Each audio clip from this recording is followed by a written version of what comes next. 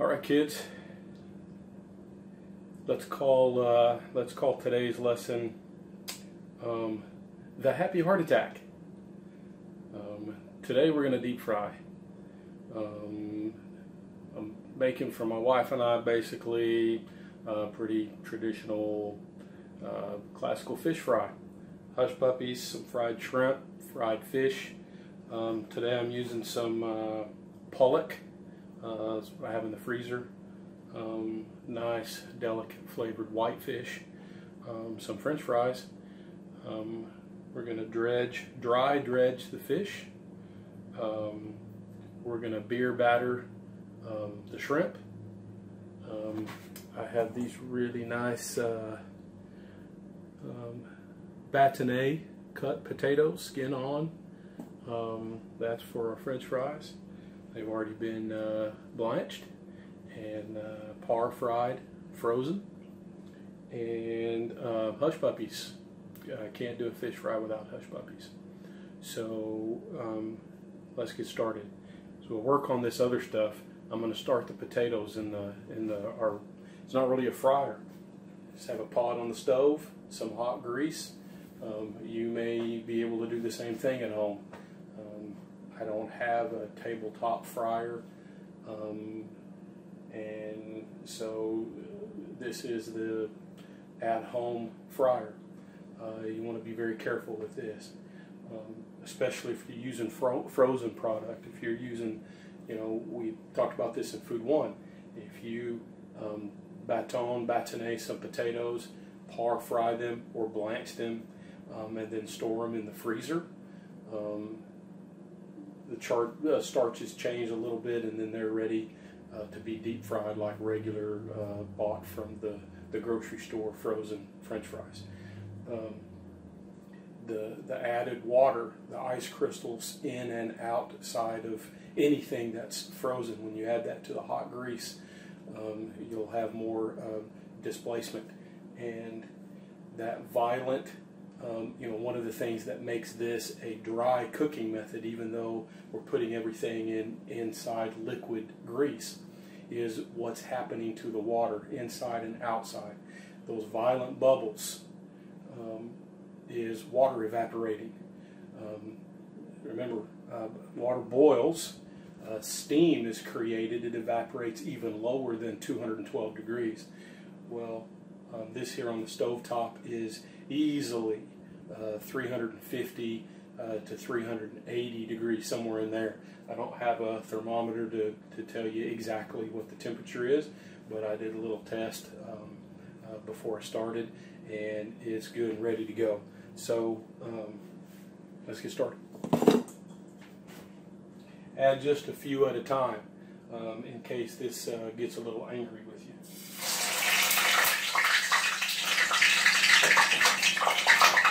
Like that.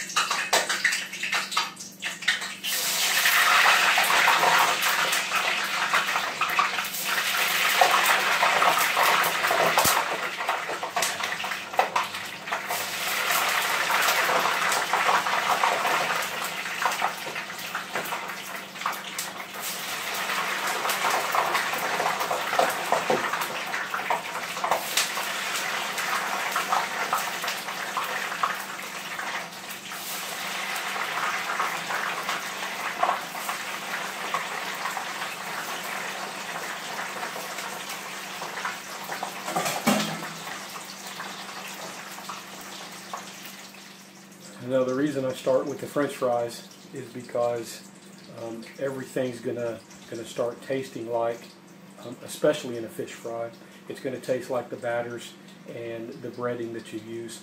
I'm gonna end with the fish, actually, so that everything that I fry doesn't taste like fish, even though it's all gonna go on the same plate. So while this is going,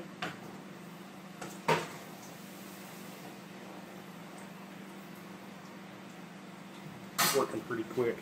I have my batter here. I have my breading. I'm going to add to my breading for the fish a little more garlic, little onion, Now, a lot of Cajun food, there's the use of cayenne. I personally prefer chipotle. I like the little smokiness of the chipotle.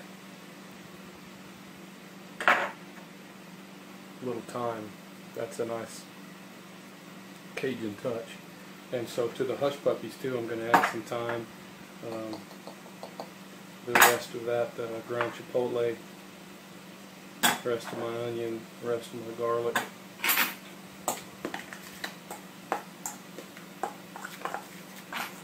Essentially, hush puppies are really just fried cornbread, sort of. And here comes the milk.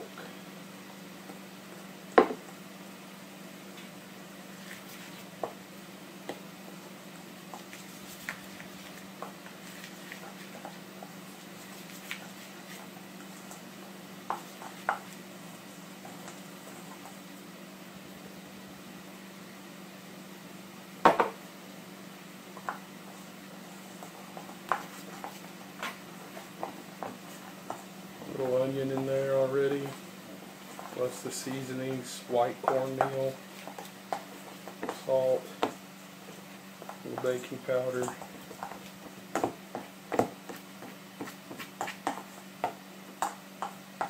I like jalapeno. My wife will tolerate it, she doesn't care too much.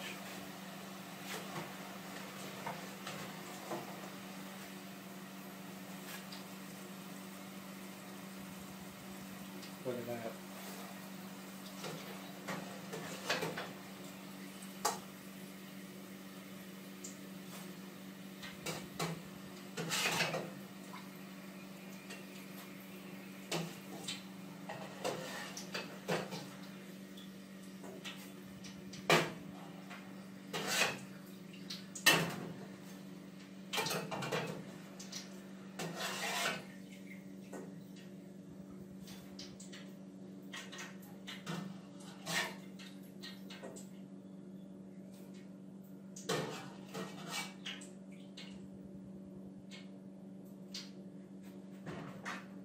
I'm going to season the fries now. Do it while it's hot and right out of the grease, and your salt will stay.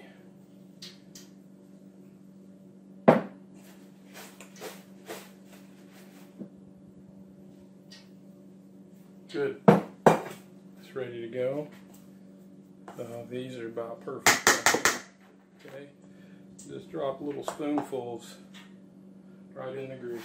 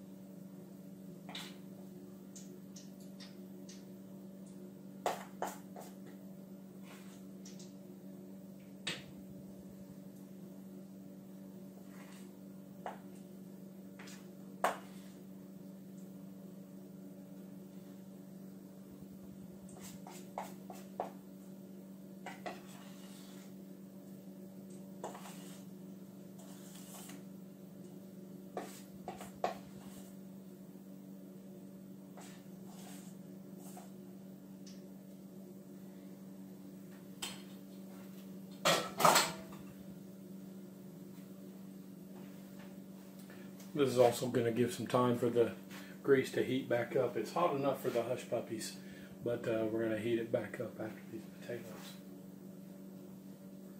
Come back in a few minutes when the hush puppies are done. Looks like the hush puppies are about ready, except they grew pretty big. So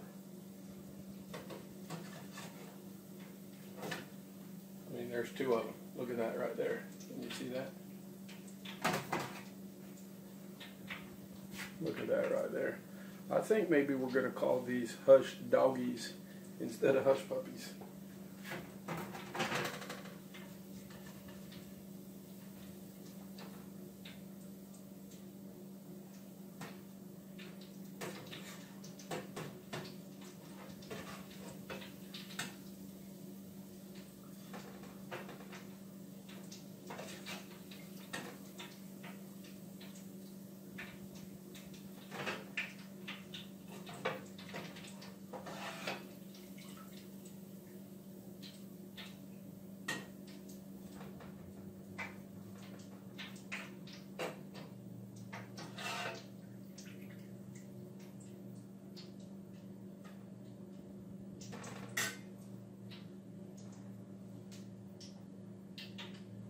Delicious.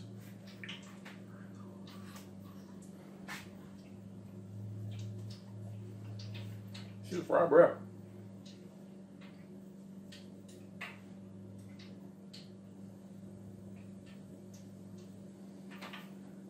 All right.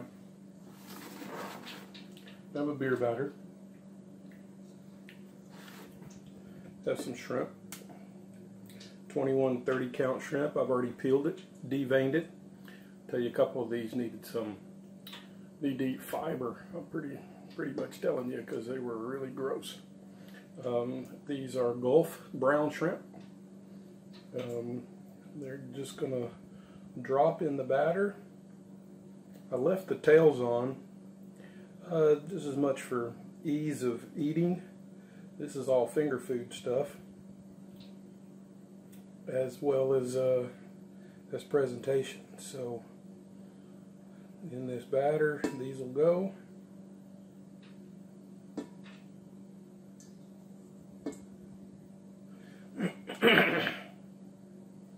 And then from the batter,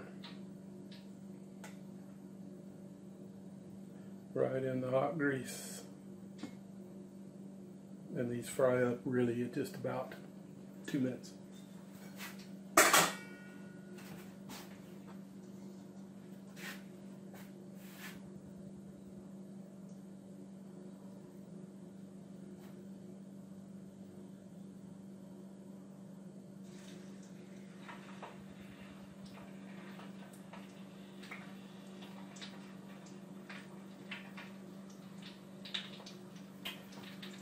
This is called the swimming method. We actually can't do the basket method because we're not at a fryer that has a basket. But in the swimming method, if you have something battered, breaded, whatever the case may be, you don't just plop it in, but you'll very carefully add it to the grease, swim it a little bit, get a few bubbles, and then let it go.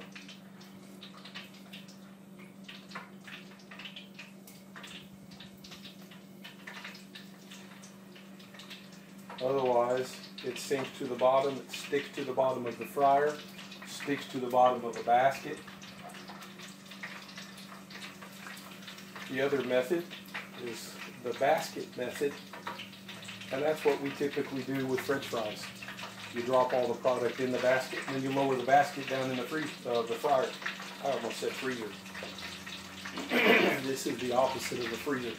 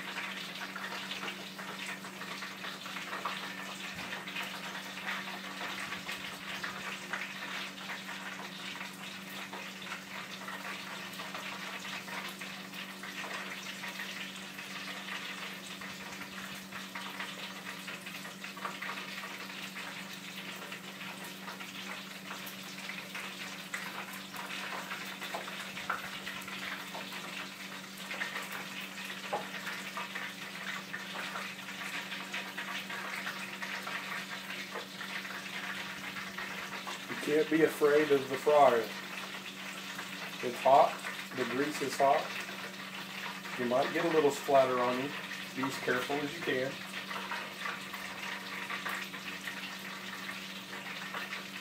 But quite honestly, a few little burns and a few little cuts and scrapes are part of what we do in this business.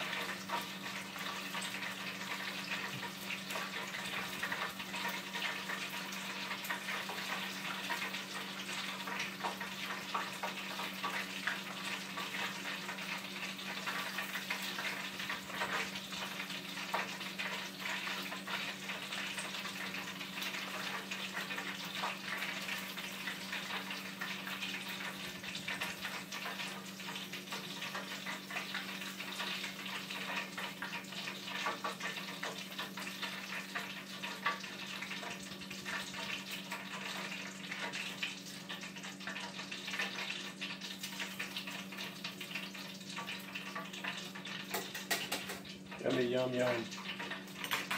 The last thing we have is the fish. Dry cornmeal, season the cornmeal.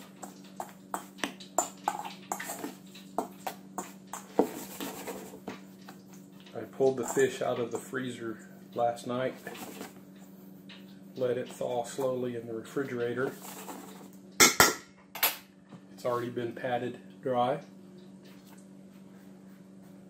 and it's going to go directly into the breading, from the breading into the fryer. Again, swim it. Don't just plop it in.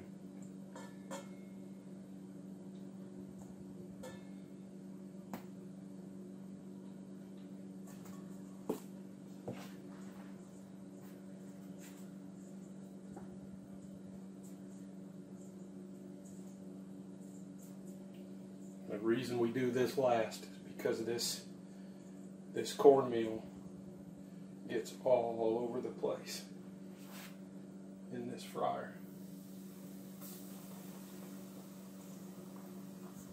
If you plop it, you're going to have some grease come back and get you.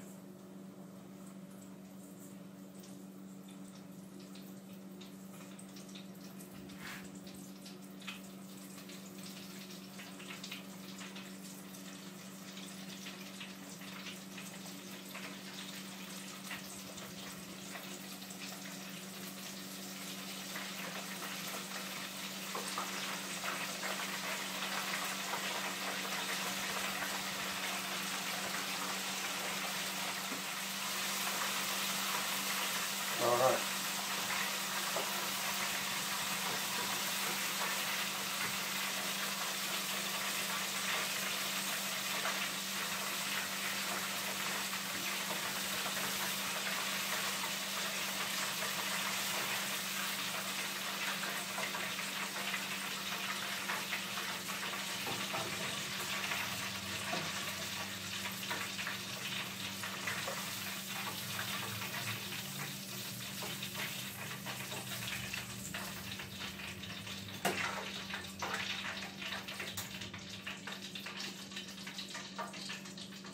All right, nothing else to show really. I'll make a little plate. We'll take a picture of the plate. Very monochromatic today. There's no color. It's all kind of sandy brown. I want you to fry something. Give it a try if you're able. Good luck. Be safe when you fry at home. Happy heart attack.